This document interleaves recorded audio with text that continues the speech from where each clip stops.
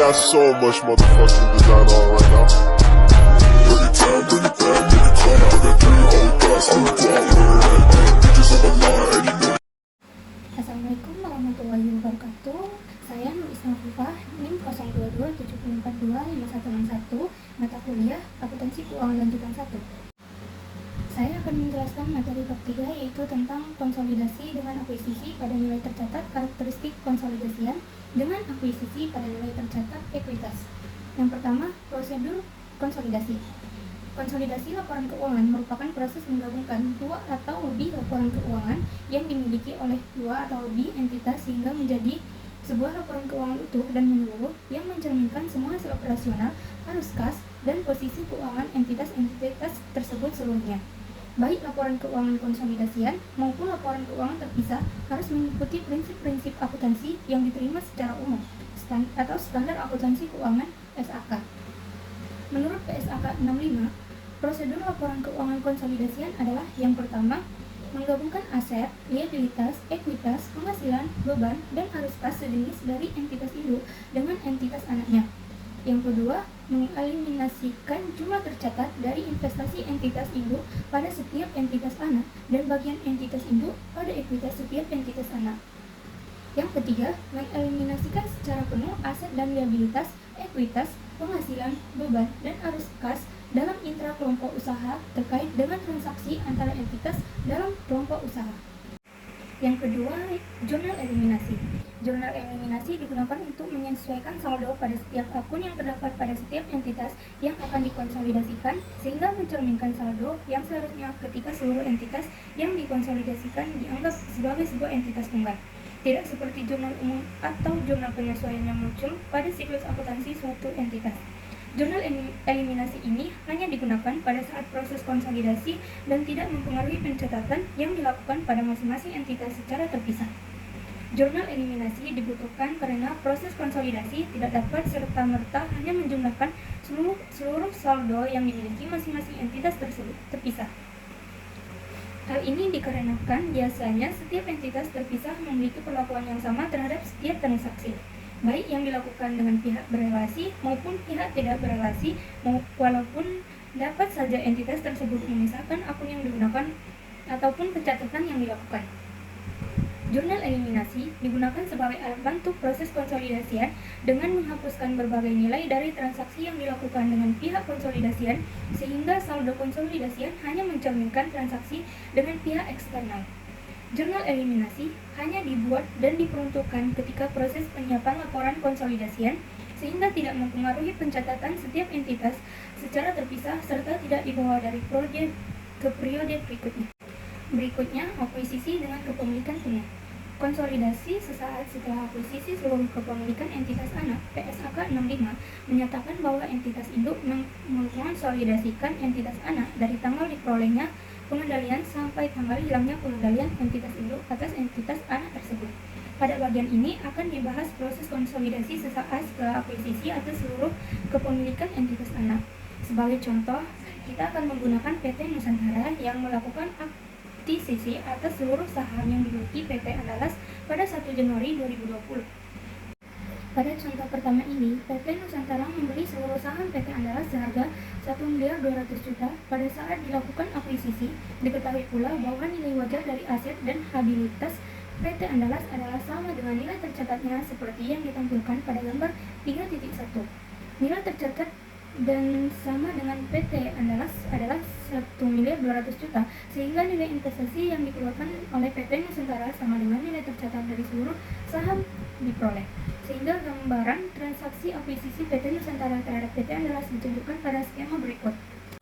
Transaksi akuisisi PT Nusantara terhadap PT Andalas ditunjukkan pada skema berikut, yaitu nilai akuisisi dan nilai wajar KNP 1.200.000.000, nilai tercatat aset neto PT Andalas, saham biasa 800.000.000, saldo laba 400.000.000, total nilai tercatat aset neto 1.200.000.000, selisih atau diferensial 0. Gambar 3.1 laporan posisi keuangan PT Nusantara dan PT Andalas per 1 Januari 2020 sesaat sebelum akuisisi. Aset, kas dan setara kas pada PT Nusantara 1.600.000.000, pada PT Andalas 600.000.000. Piutang usaha pada PT Nusantara 600 juta, pada PT Andalas 250 juta. Persediaan pada PT Nusantara 400 juta, pada PT Andalas 350 juta. Tanah pada PT Nusantara 1.500.000 juta, pada PT Andalas 500 juta.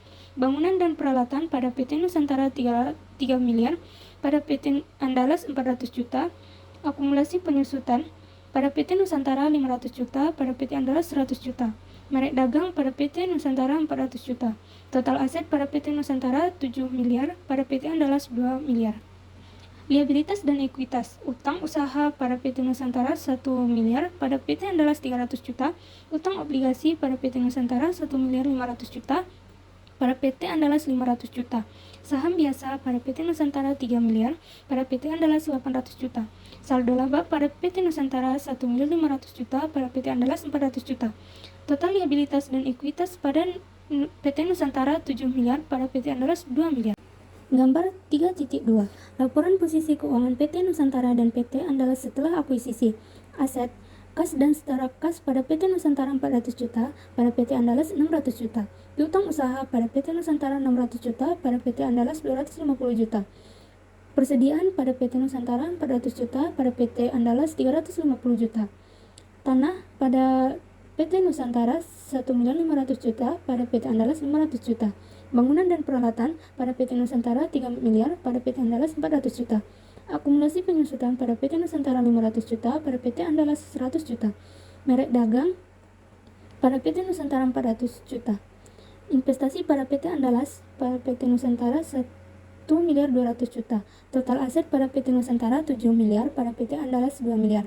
Liabilitas dan ekuitas. Utang usaha pada PT Nusantara 1 miliar, pada PT Andalas 300 juta. Utang obligasi pada PT Nusantara 1 miliar 500 juta, pada PT Andalas 500 juta. Saham biasa pada PT Nusantara 3 miliar, pada PT Andalas 800 juta. Saldo laba pada PT Nusantara 1 miliar 500 juta, pada PT Andalas 400 juta. Total liabilitas dan ekuitas pada PT Nusantara 7 miliar, pada PT Andalas 202 miliar. Berikutnya kertas kerja konsolidasian. Untuk memperoleh laporan keuangan konsolidasian PT Nusantara dan PT Andalas sesaat setelah transaksi akuisisi ini, kita dapat menggunakan bantuan kertas kerja yang telah disajikan pada bagian sebelumnya. Tabel 3.2 menunjukkan kertas kerja konsolidasian untuk laporan posisi keuangan PT Nusantara dan PT Andalas. Dua kolom pertama dari kertas kerja pada tabel 3.2 adalah saldo yang diperoleh dari laporan posisi keuangan PT Nusantara dan PT Andalas seperti yang ditunjukkan pada gambar 3.2. Saldo untuk setiap perusahaan ditetapkan berdampingan untuk memudahkan proses konsolidasi. Jika terdapat lebih dari satu entitas anak yang akan dikonsolidasikan, dapat ditambahkan kolom lainnya untuk entitas anak tersebut. Tabel 3.2 kertas kerja konsolidasian sesaat setelah kombinasi bisnis, terdiri dari nama akun, raca saldo, jurnal eliminasi, dan konsolidasian. Kas dan setara kas pada PT Nusantara 400 juta, pada PT Andalas 600 juta, dikonsolidasian menjadi 1 miliar. Piutang usaha pada PT Nusantara 600 juta, pada PT Andalas 250 juta, dikonsolidasian menjadi 850 juta. Persediaan pada PT Nusantara 400 juta, pada PT Andalas 350 juta, konsolidasian 750 juta. Tanah pada PT Nusantara 1 miliar 500 juta, pada PT Andalas 500 juta, konsolidasian 2 miliar. Bangunan dan peralatan pada PT Nusantara 3 miliar, pada PT Andalas 400 juta, konsolidasian 3 miliar 400 juta. Akumulasi penyusutan PT Nusantara 500 juta, PT Andalas 100 juta, konsolidasian 600 juta.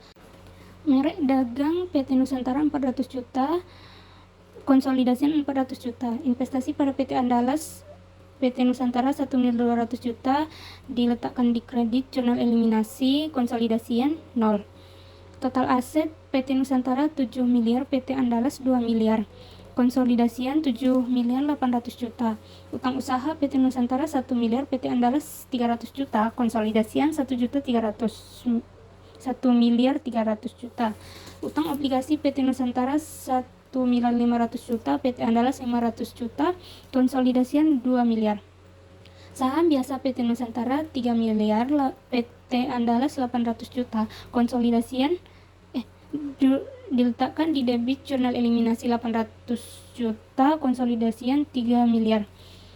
Saldo laba PT Nusantara 1 miliar 500 juta, PT Andalas 400 juta, diletakkan di debit jurnal eliminasi 400 juta, dikonsolidasikan 1.500.000.000 juta. Total kredit PT Nusantara 7 miliar, PT Andalas 2 miliar.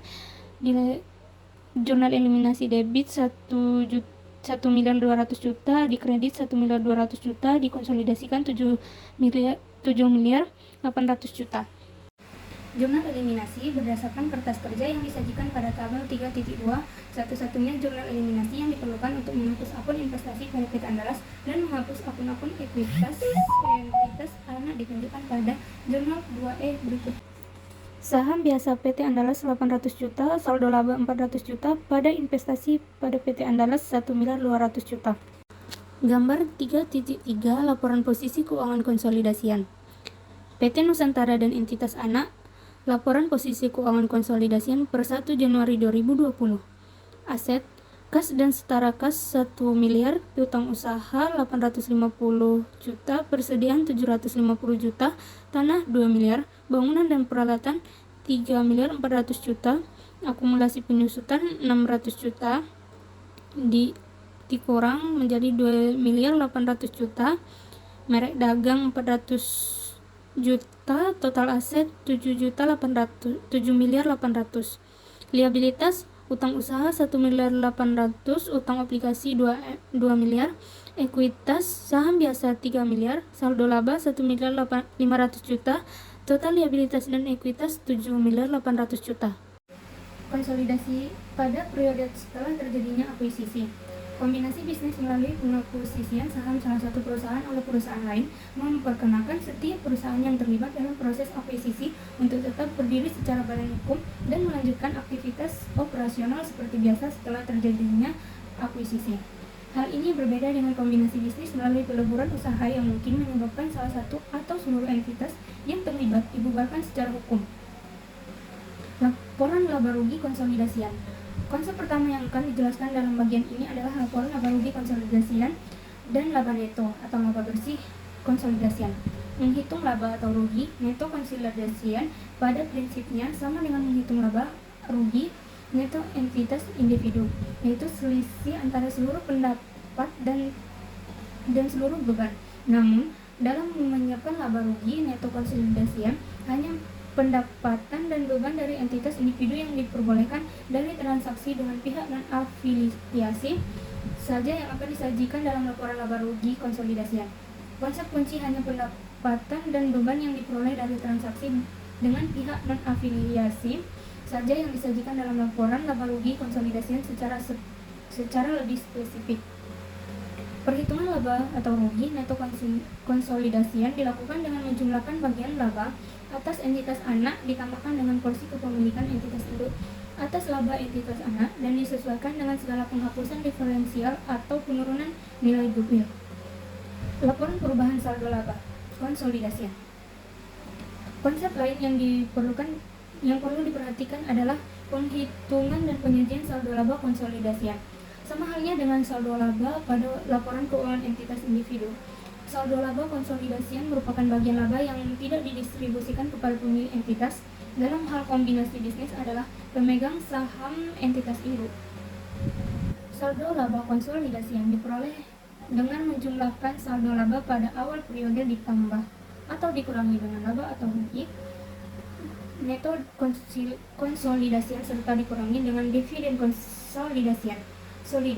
Konsolidasian merupakan dividen yang dibayarkan kepada pemilik entitas konsolidasian secara keseluruhan. Dividen yang dibayarkan kepada entitas induk kerja dianggap sebagai pembayaran dividen konsolidasian dan perlu dieliminasi dalam kertas kerja konsolidasian. Kertas kerja konsolidasian. Selanjutnya, proses konsolidasian pada periode setelah terjadinya akuisisi juga dapat menggunakan alat bantu kertas kerja konsolidasian seperti yang ditunjukkan pada bagian sebelumnya. Hanya yang membedakan kertas kerja konsolidasian setelah terjadinya akuisisi setidaknya memiliki tiga bagian utama, yakni bagian laporan laba rugi, bagian laporan saldo laba, dan bagian laporan posisi keuangan. Tabel 3.3 menunjukkan format kertas kerja konsolidasian untuk periode setelah terjadinya akuisisi.